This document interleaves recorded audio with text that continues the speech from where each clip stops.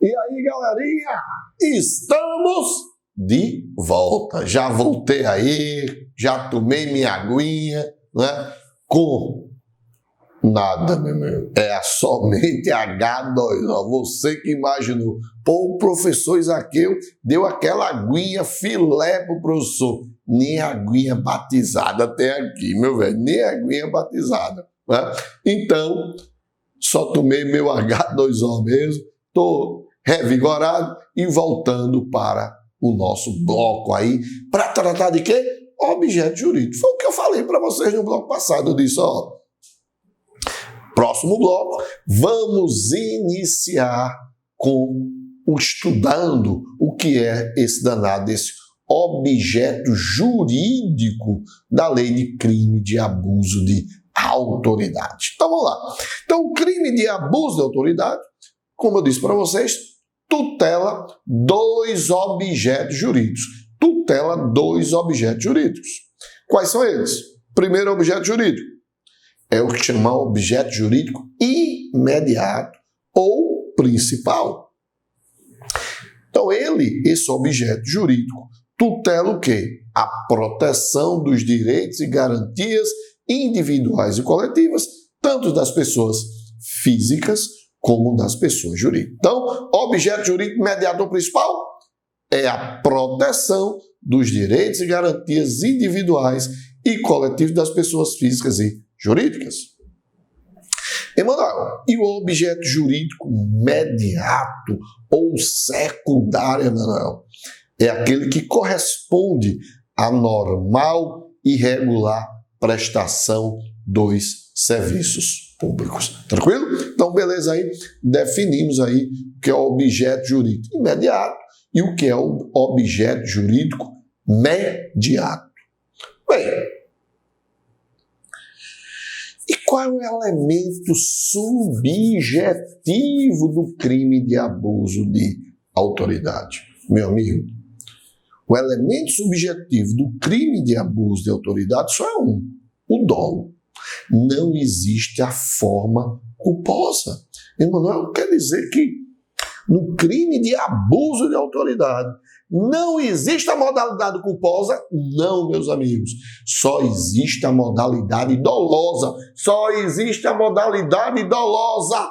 E cuidado, isso em prova, porque isso é pegadinha na tua prova, colocando o seguinte: o crime de abuso de autoridade tanto pode ser na modalidade dolosa como na modalidade culposa.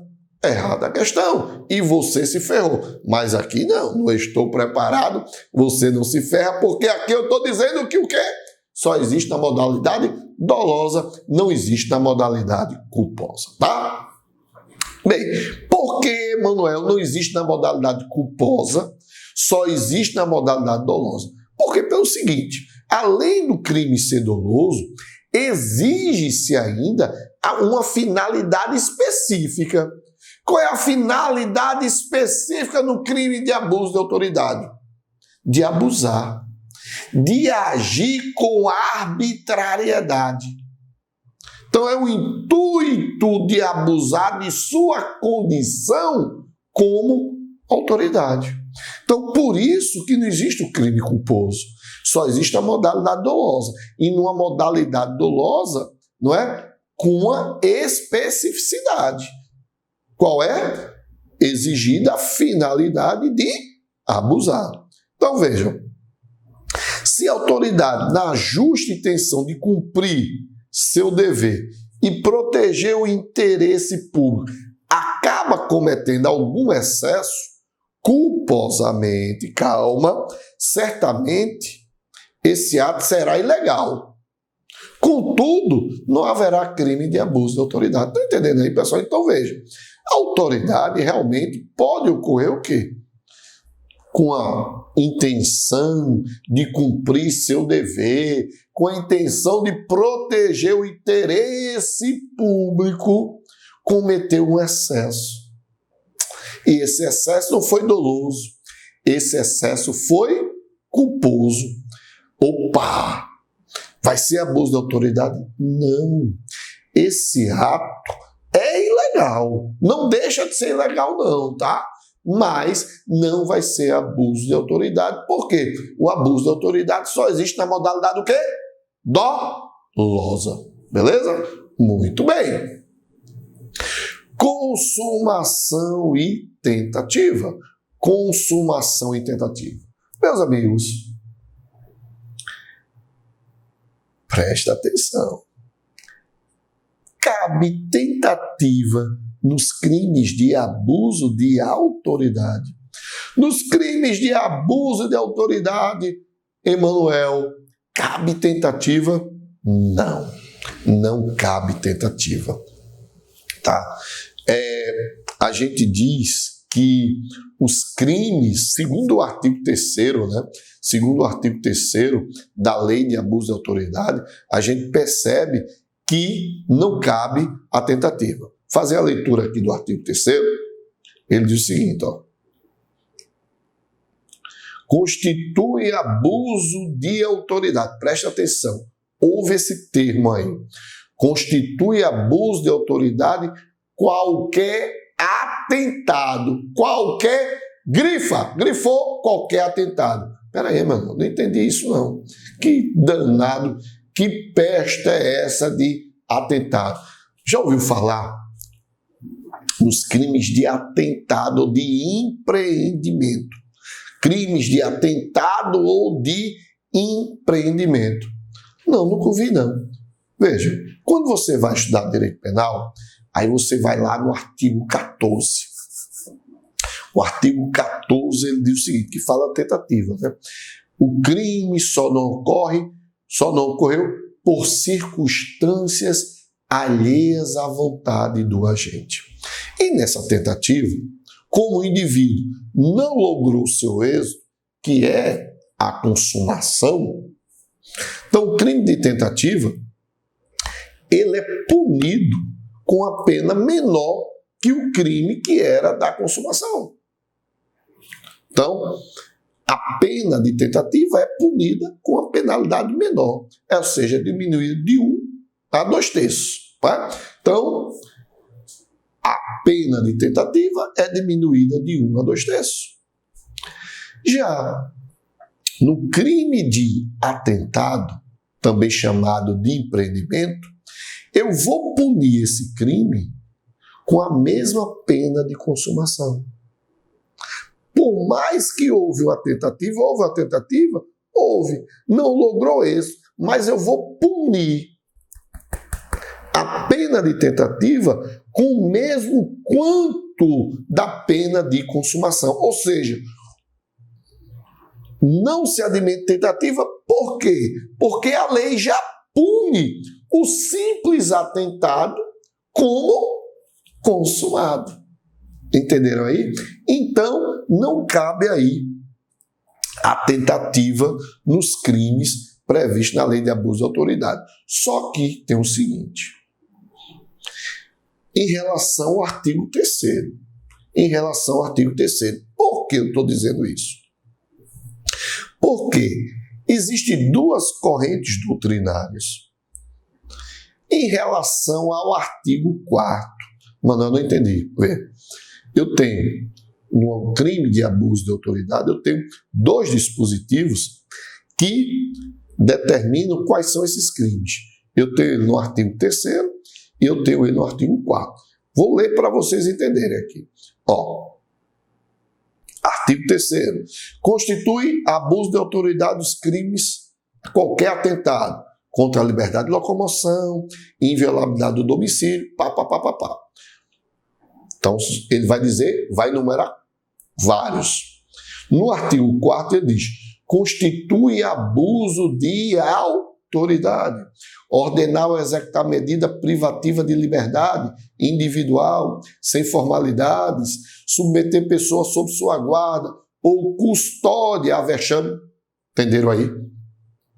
Mas vocês perceberam que no artigo 4º, eu não tenho a mesma introdução do artigo 3º? Vê só, mais uma vez, artigo 3º diz, constitui abuso de autoridade qualquer atentado. Quando eu vou fazer a leitura do artigo 4º, olha o que eu digo, constitui também abuso de autoridade. Mas veja, não ter esse termo atentado. Por não ter esse termo atentado, algo foi que aconteceu. Aí, meu amigo, os juristas vão discutir. Vão discutir o quê? A brecha. Então, em relação ao artigo 4º, existem duas correntes doutrinárias. Primeira corrente, o artigo 4º também é crime de atentado. Assim, a conduta estará consumada quando se tenta lesar o bem jurídico protegido. Não é possível a tentativa da tentativa. Segunda corrente, aí eu vou dizer que é o que hoje, se o STF, o STJ, ele já tem uma linha sobre isso, que é o que está prevalecendo, ela diz o seguinte: somente as condutas nas alíneas C, D, G, E e I são crimes omissivos próprios. Crimes omissivos próprios. Então, veja só. Somente as condutas nas alíneas C, D, G e I, não é? Como são crimes omissivos próprios, e por ser crimes omissivos próprios, não admitem a tentativa, claro. Agora, nos crimes das demais alíneas, a tentativa é perfeitamente possível. Emanuel, me diz aí quais são os crimes omissivos próprios das alíneas C, D, G e I. Bora lá. Deixar, tá vendo que é omissivo? Deixar de comunicar, crime omissivo próprio. Não tem como haver tentativa. D. Deixar o juiz de ordenar o relaxamento da prisão, omissivo próprio. G. Recusar o carcereiro ou agente da autoridade, não é? Recibo de importância recebida a título de carceragem. E prolongar a execução da prisão temporária de pena ou de medida de segurança, deixando de expedir. Então, realmente, C, D, G e I não admite tentativa, porque são crimes de omissivos próprios. Bem, continuando ainda, o objeto, né, da lei de abuso de autoridade, continuando o nosso conteúdo. Vamos lá. Então, a lei 4898 trata do direito de representação, né, e da responsabilidade, já vimos, administrativa, civil e penal das autoridades que cometerem abusos. O artigo 1º diz, já falei para vocês, o direito de representação e o processo de responsabilidade administrativa civil e penal contra as autoridades que, no exercício de suas funções, cometerem abusos, são regulados pela presente lei.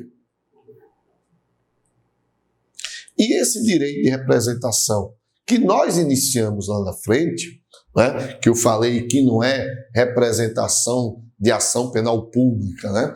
Então, vamos falar um pouquinho desse direito de representação agora. Eu iniciei lá e agora a gente vai chumbar ele. Então, veja, o direito de representação tem duas informações iniciais. Então, primeiro, pode ser exercido por qualquer pessoa, preste atenção, esse direito de representação, ele pode ser exercido por qualquer pessoa e não é necessário assistência de advogado. Eita, mano, não é. Não. Para ele entrar com a representação, não precisa de advogado. Vê que coisa legal. Por quê? Porque ali é uma reclamação, né? Ali é uma exposição de fatos que ele vai dizer, ó, aconteceu isso comigo, autoridade, aconteceu isso comigo.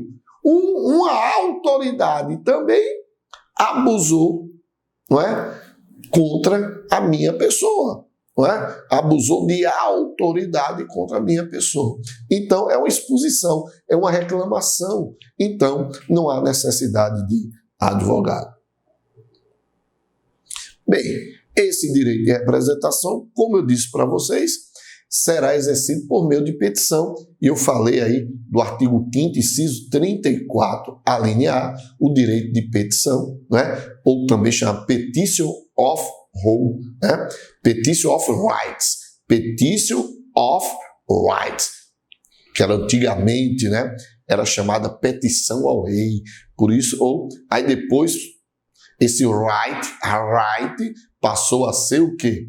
Petição right. Right quer dizer direitos em inglês. Então, petição de direitos, tá? Petition of rights. Então, de início, esse direito de petição lá na Inglaterra, né, do século XVI, e surgiu lá esse direito de petição,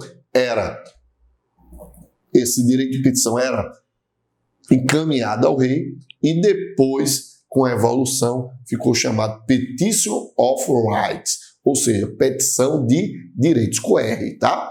Petition of Rights, petição de direitos. Então, esse direito de petição, que nada mais é um remédio constitucional administrativo, é dirigido à autoridade superior que tiver competência legal para aplicar a autoridade civil ou militar culpada à respectiva sanção, ou seja, uma autoridade superior àquela que praticou o ato. E ela também é dirigida, obviamente, ao órgão do Ministério Público, que vai ter a competência para iniciar o processo crime, ou seja, a ação penal pública incondicionada contra a autoridade culpada. Então, só para a gente fechar essa parte da representação, é dizer que são elementos formais que devem estar presentes nessa representação. Quais são os elementos que devem estar presentes nessa representação? São elas: exposição do fato, ou seja, vou narrar como ocorreu, vou qualificar o acusado, ou seja, a autoridade que cometeu o ato de abuso, e aí, meu amigo, eu tenho que apresentar o quê? Testemunhas, claro. Eu não vou denunciar ninguém se não tiver testemunhas. E pede-se, no mínimo, 3 testemunhas, tá? Então, expus o fato, como ocorreu, qualifiquei, ou seja, determinei quem foi que cometeu o abuso da autoridade, ou seja, o acusado, e coloquei no mínimo 3 testemunhas, então eu vou apresentar essa representação aí à autoridade superior e ao Ministério Público para que tomem providências. Se eu representei o Ministério Público, eu vou ter o quê, pessoal, depois disso? O Ministério Público vai receber, ele pode entrar, iniciar o que chamamos de ação penal. Então, a ação penal será iniciada independente do inquérito policial. Por quê? Porque o inquérito policial, vocês já sabem, né? O inquérito policial não é uma peça obrigatória que acompanhe, para acompanhar a ação penal, tá? Ela é dispensável. Então, se o Ministério Público já tiver elementos suficientes para elementos probatórios, fatos suficientes para entrar com a ação penal, então ele não precisa do inquérito, tá? Então, eu fui lá no Ministério Público e expus, com a minha representação, expus todos os fatos, mostrei testemunhos, então, para que inquérito policial? Não. O Ministério Público, né, já pode aí, instruída com a representação da vítima do abuso, já iniciar a ação penal, tá? Como eu disse para vocês, a pena máxima vai ser de 6 meses de detenção. A competência para o processo e julgamento, se é 6 meses, pena, o quê? De menor potencial ofensivo, é dos juizados especiais criminais, o famoso GCRIM, né? Então vai ter aí a aplicação da lei 90/99 dos juizados especiais. Então, esses juizados especiais criminais, tanto pode ser na esfera estadual, meus amigos, como na esfera federal. Vai depender do caso. Como assim, irmão? Ora, simples. Se o bem jurídico atingido for do interesse ou serviços da União, a competência será da Justiça Federal. E, residualmente, obviamente, o processo seguirá no âmbito da Justiça Estadual. Isso quer dizer o quê? Se não for de interesse e serviço da União, o que sobra? Justiça, obviamente, estadual. E agora chegou, não é? O nosso penúltimo ponto, penúltimo, não é o último, que é competência para processar e julgar, não é? O indivíduo, a autoridade que praticou abuso de autoridade, abuso de poder, vai depender do caso concreto. Então, em âmbito administrativo, como eu disse para vocês, no caso da representação, ela deve ser encaminhada à autoridade superior àquela acusada de ter cometido o abuso, tá certo? Então, vamos lá, um exemplo. Se o juiz é acusado de ter abusado de seu poder, eu vou encaminhar essa representação a quem? Vou encaminhar à Corregedoria Geral da Justiça, não é? Estadual, se o magistrado pertencer à Justiça Estadual, Corregedoria Geral da Justiça Federal, se ele pertencer à Magistratura Federal. Bem, no âmbito penal, o crime de abuso de autoridade será processado e julgado na Justiça Estadual, certo? Pois não faz parte do rol daquelas infrações penais atribuídas lá no artigo 109, não é, da Constituição Federal. Como assim? Excepcionalmente, a competência poderá ser da Justiça Comum Federal. Isso ocorrerá quando o abuso de autoridade atingir bens, serviços e interesses da União, das autarquias ou das fundações públicas. O crime de abuso de autoridade, não é, praticado por funcionário público federal no exercício de suas atribuições funcionais contra civis, aí vai ser o quê? De competência da Justiça Federal. Ainda, não é? Entenderam aí? Então veja, se eu sou funcionário público federal, delegado da Polícia Federal, sou delegado da Polícia Federal, pratiquei abuso de autoridade contra o civil, de quem vai ser a competência?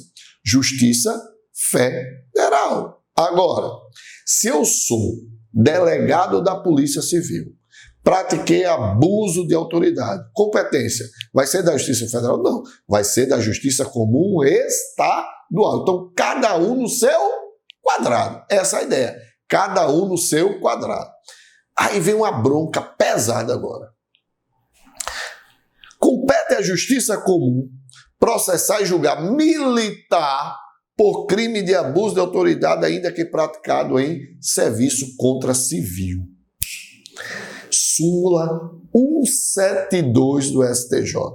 Meus amigos, súmula 172 do STJ. Essa súmula já era, não é? Apesar de estar não ter sido revogada ainda, que eu acho que uma bronca, porque o STF já deveria ter revogado essa súmula. Por que é bronca?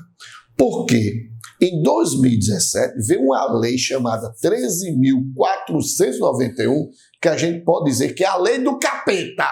É a lei do capeta. Por que a lei do capeta? Porque veio, não é? Veio fazer um furacão, principalmente quando se trata de abuso de autoridade. Foi um furacão, foi um vendaval. Por quê? Porque a lei 13.491 de 2007, que alterou a lei de abuso de autoridade, ela fez o quê? Ampliou a competência da Justiça Militar. Como assim?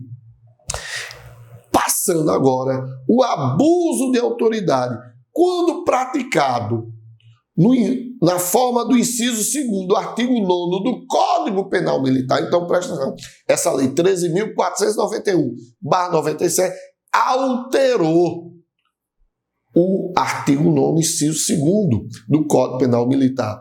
E essa lei diz que agora será de competência da Justiça Militar crime de abuso de autoridade praticado por militar contra civil. Por que a lei do capeta?